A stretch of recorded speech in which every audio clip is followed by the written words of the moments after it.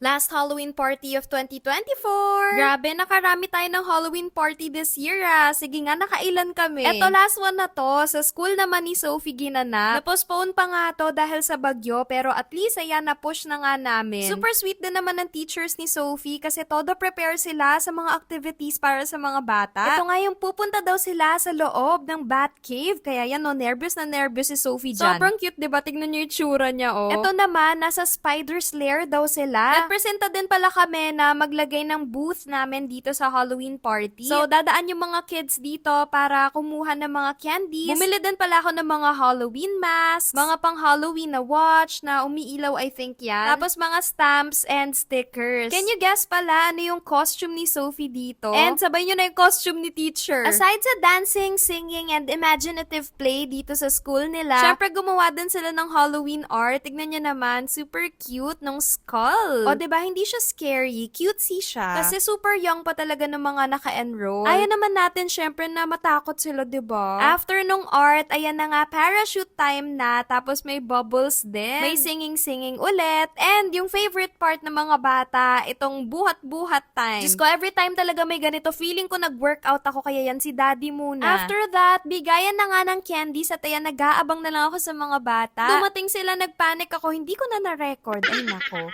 After ko mamigay, ayan, sumama na nga kay Sophie para mag-trick-or-treating dito sa building. And guys, meet Sophie's teacher! Siya ang reason kung ba't kami napa-enroll dito. Thank you to all her teachers na naglaan ng oras to prepare. Love, love!